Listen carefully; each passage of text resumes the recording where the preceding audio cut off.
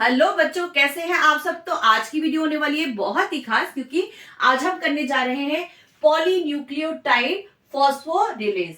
अब देखिए, जो पॉलीन्यूक्लियोटाइड फॉस्फोरिलेज है, इसको हम सिवीरो ओचोआ एंजाइम भी बोलते हैं। तो देखिए, ये जो एंजाइम है ये बहुत ही इंपॉर्टेंट है हमारे जेनेटिक कोड के फॉर्मेशन के लिए। अब देखिए, जो जेनेटिक कोड है, लेकिन इससे पहले हमें इसको थोड़ी सी इसकी हिस्ट्री को जानना पड़ेगा। तो बेटा 1961 की बात करूं तो 60s में जो है एक पॉली यू एक्सपेरिमेंट हुआ था, जो किया गया था हमारे मार्शल नियनबर्ग ने और हमारे हेनरिच मेथियर ने। तो ये जो है मार्शल आपका नियनबर्ग और हेनरिच मेथियर ने 1961 में एक एक्सपेरिमेंट किया, जिसको हम बोलते हैं पॉली यू एक्सपेरिमेंट। तो इसके लिए क्या किया गया, और सबसे बड़ी बात, जो ये एक्सपेरिमेंट हुआ ये सेल फ्री एक्सपेरिमेंट था। इसका मतलब इन्होंने इस एक्सपेरिमेंट को करने के लिए कोई भी सेल को यूज नहीं किया।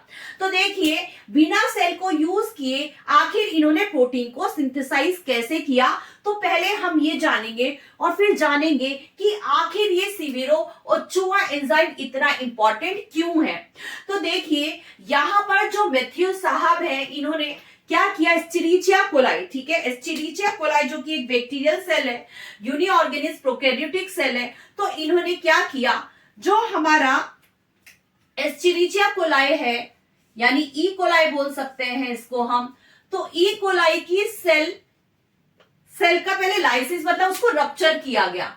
तो इसके अंदर का जो मटेरियल है उसके पास था हमारा आरएनए, उसके पास था एंजाइम, ठीक है, राइबोसोम। यानी इन सब मटेरियल को यूज करते हुए इन्होंने प्रोटीन को सिंथेसाइज किया। ऑल्दो जो हमारी एस्चेरिचिया कोलाई है, इस सेल को यूज नहीं किया, ठीक है, इस सेल को यूज नहीं किया, बस इसके कंपोनेंट को यूज किया गया। तो पहले जो एस्चेरिचिया कोलाई की जो सेल है उसको ब्रेक किया गया, और उसके बाद उसके अंदर के कंपोनेंट जो कि थे हमारे टीआरएनए, ठीक है, एंजाइम और राइबोसोम, इनको यूज करते हुए प्रोटीन को सिंथेसाइज किया गया। इसीलिए हम इसको सेल फ्री सिस्टम बोलते हैं, लेकिन प्रोटीन सिंथेसाइज किया। तो सबसे पहले हमने सेल को ब्रेक कर दिया, ठीक है। सो यहां पर ये कैसा है, सेल फ्री है, ये यहां पर है ये सेल फ्री सिस्टम। तो हमने जनरेट किया, this is cell free system. अब देखिए, जो ये सेल फ्री सिस्टम है, जिसमें आपके पास इस तरह के सब कंपोनेंट आ गए हैं, ठीक है, यहां पर टीआरएनए है, यहां पर एंजाइम है, और यहां पर राइबोसोम है। तो सबसे पहले जो हमारा आरएनए है, इसमें जो आरएनए लिया गया वो यूरेसिल वाली चेन का आरएनए लिया गया। यानी जो हमारा आरएनए है, हमें पता है आरएनए सिंगल स्ट्रैंडेड होता है, तो ये यूरेसिल वाला चेन का क्या लिया इन्होंने, आरएनए लिया, पॉली यूरिडाइलिक एसिड। अब ध्यान देने की बात यह है कि जो हमारा आरएनए तैयार किया गया, उसमें बेस जो था वो सिर्फ और सिर्फ क्या था, यूरेसिल था।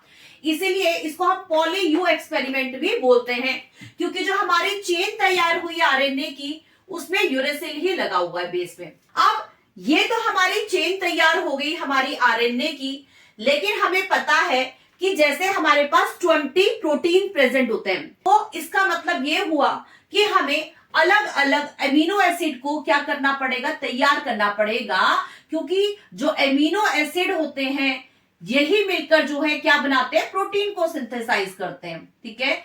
तो इस तरह से 20 ट्यूब को तैयार किया गया, और सभी एमिनो एसिड को रेडियो एक्टिवली क्या कर दिया गया, मार्क्ड कर दिया गया, ताकि कोई भी कंफ्यूजन ना रहे, ठीक। सो इस तरह से 20 टेस्ट ट्यूब को तैयार किया गया। 1 2 3 4 5 6 7 8 9 10 11 12 14 15 16 17 18 19 और ये हो गया 20। सो इस तरह से 20 टेस्ट ट्यूब को तैयार किया गया, और जैसे हम जानते हैं कि जो प्रोटीन है, ठीक है, 20 तरह के हमारे पास प्रोटीन होते हैं। तो इस तरह से हमारी इन 20 टेस्ट ट्यूब में हर एमिनो एसिड को रेडियो एक्टिवली जो है मार्क्ड कर दिया गया।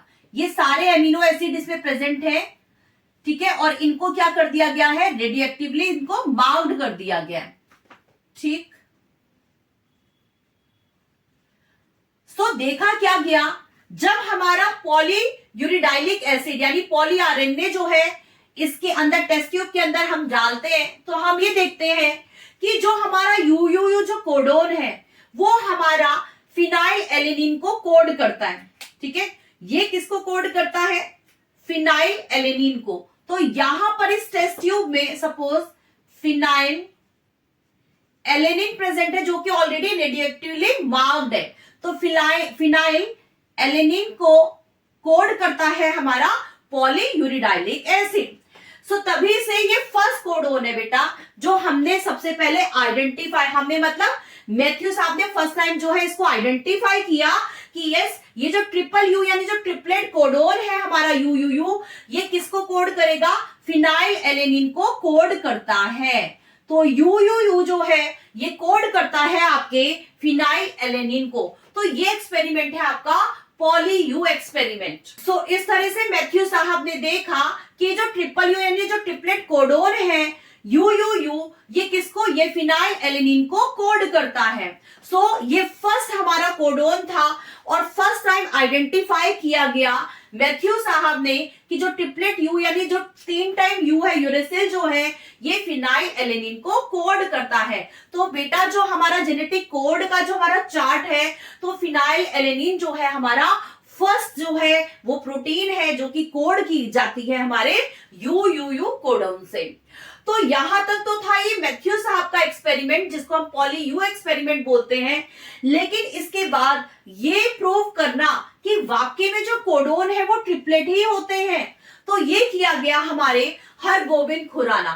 ठीक है, इन्होंने ही प्रूव किया कि जो कोडोन होते हैं ये ट्रिपलेट होते हैं। ठीक है, यानी यू यू यू, ठीक है, इस तरह से जो है ये कोड करेंगे एक स्पेसिफिक प्रोटीन को।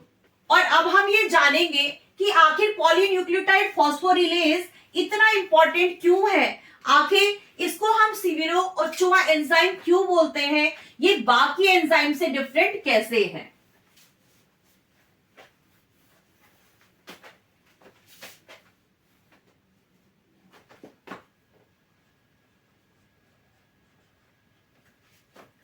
तो बच्चों हम जानेंगे कि आखिर ये जो पॉलीन्यूक्लियोटाइड फॉस्फोरिलेज है ये एंजाइम इतना इंपॉर्टेंट क्यों है।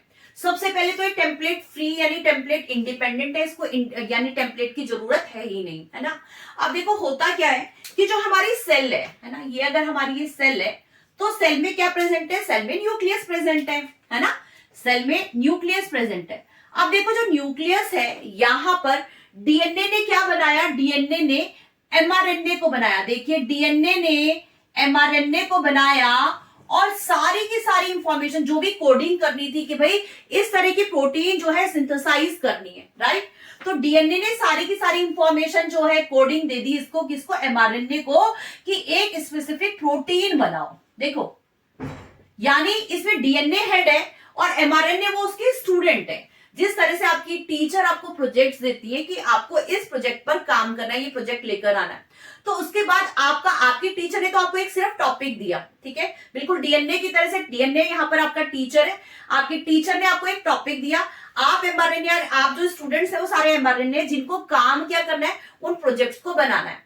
अब आप क्या करेंगे, क्या प्रोजेक्ट्स आप अपने आप से बनाएंगे, नहीं बना पाएंगे, इसके लिए आपको किसी हेल्प की जरूरत होगी, आप कोई रेफरेंस बुक लेंगे, गूगल करेंगे, तो इसके बाद जो है आप अपने प्रोजेक्ट को बनाएंगे। ठीक, सो बेसिकली क्या काम हुआ, डीएनए ने सिर्फ काम दिया ऑर्डर देने का कि भाई मुझे इस तरह की प्रोटीन बना के दो, ठीक है।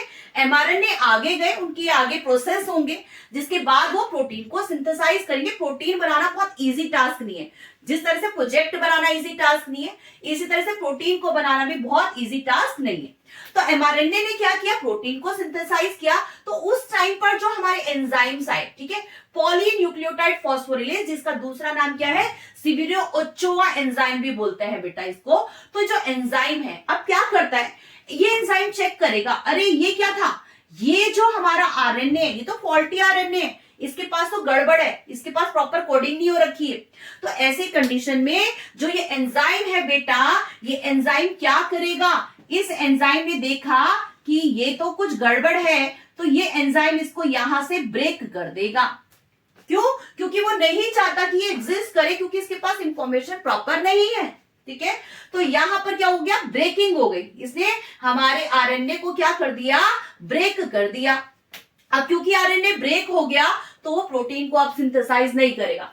ऐसी कंडीशन को जहां पर हमारा एंजाइम जो है, ओचोआ एंजाइम जो है हमारे आरएनए को ब्रेक करता है, तो इसको बोलते हैं हम फॉस्फोरोलाइसिस। लाइसिस मतलब होता है ब्रेक करना, ठीक है, कटिंग करना। ठीक है, अब देखिए आरएनए है, इसके लिए इसको एनर्जी की भी जरूरत नहीं होती, इसको एटीपी नहीं चाहिए, इसको ब्रेकिंग करने के लिए एटीपी की रिक्वायरमेंट नहीं है, क्योंकि ये यहाँ पर इनऑर्गेनिक फॉस्फेट को यूज करता है। ठीक है, यहाँ पर एडिनोसिन ट्राइफॉस्फेट जो कि हमारा एडिनोसिन ट्राइफॉस्फेट जो कि एनर्जी का सोर्स है, इसको इसकी जरूरत ही नहीं है। इसको क्या चाहिए, इसको इनऑर्गेनिक फॉस्फेट चाहिए, जिसकी वजह से ये क्या कर पाएगा, काम कर पाएगा। ठीक है, फर्स्ट इसका बेनिफिट ये है। अब इसके बाद देखिए, जब इसने आरएनए को क्या, न्यूक्लियोटाइड को क्या कर दिया, ब्रेक कर दिया, तो यहां पर क्या बन जाएगा, न्यूक्लियोसाइड डाइफॉस्फेट। ठीक है, तो इस तरह से इसने आरएनए को क्या किया, ब्रेक किया। अब आप सोच रहे होंगे कि एंजाइम कैसा है, इस एंजाइम ने तो आरएनए को ही ब्रेक कर दिया, जो प्रोटीन बनाने का ऑर्डर इसके टीचर ने दिया था, अब ये प्रोजेक्ट तो बनेगा ही नहीं। लेकिन ऐसा हमेशा नहीं होता है। कई बार जब हमारे इस एंजाइम को लगता है कि यार ये जो हमारा आरएनए है, ठीक है, कि ये जो हमारा आरएनए है, अरे इसके पास ना थोड़ी सी इंफॉर्मेशन इनकम्प्लीट है, तो ये एंजाइम क्या करेगा, ये यहां पर इसको पैचिंग कर देगा। ठीक है, यहां पे कहेगा कि अरे इसमें ये वाला बेस लगा दो तो ये कंप्लीट हो जाएगा। तो यहां पर इसने क्या किया, इसने इसको न्यूक्लियोटाइड को ऐड कर दिया और इसकी चेन को कंप्लीट कर दिया। बेसिकली इस एंजाइम का टारगेट है कि एक अच्छी क्वालिटी का प्रोटीन सिंथेसाइज हो। ठीक है ना, अब जैसे उसने देखा कि आरएनए के पास इंफॉर्मेशन थोड़ी सी इनकम्प्लीट है, तो इस एंजाइम ने क्या किया, इस एंजाइम ने हमारे क्या कर दिया, इस एंजाइम ने इसको क्या कर दिया, इसको कंप्लीट कर दिया। तो यहां पर क्या किया, क्योंकि एडिशन हुआ है हमारे, ठीक है, किसका, न्यूक्लियोटाइड का, तो इसको बोलते हैं हम पॉलीमेराइजेशन। तो यहां पर बेटा इस एंजाइम को काम करने के लिए एनर्जी की रिक्वायरमेंट भी नहीं होती, यानी इसको एटीपी की रिक्वायरमेंट नहीं है, तो फिर ये काम कैसे करेगा, इसको एटीपी भी नहीं चाहिए, क्योंकि इसको चाहिए होता है इनऑर्गेनिक फॉस्फेट। ध्यान रखना, इसको चाहिए अपना काम को करने के लिए इनऑर्गेनिक फॉस्फेट, और सबसे बड़ा इसको टेम्पलेट की भी जरूरत नहीं होती है, and it does not use nucleoside triphosphate. So I hope so कि आज की जो वीडियो है इसमें आपको ओचोआ एंजाइम के जो इंपॉर्टेंस है वो बहुत ही अच्छे से क्रिस्टल क्लियर हो गई होगी। तो अगर आपको ओचोआ एंजाइम के इंपॉर्टेंस पता चल ही गई है, वो क्लियर हो ही गई है, तो क्यों ना आप अपनी इस वीडियो को अपने फ्रेंड्स के साथ भी शेयर कर दें। तो मिलते हैं देन एक न्यू वीडियो में न्यू टॉपिक के साथ। टिल देन अच्छे से पढ़ाई करते रहिए, बोर्ड के एग्जाम में अच्छे से अच्छा अचीव करने का सोच सकते हैं, क्योंकि जब आपके कॉन्सेप्ट अच्छे से क्लियर होंगे तो डेफिनेटली आपको कोई सा भी क्वेश्चन कहीं से भी आ जाएगा, आप बहुत इजीली कर पाएंगे।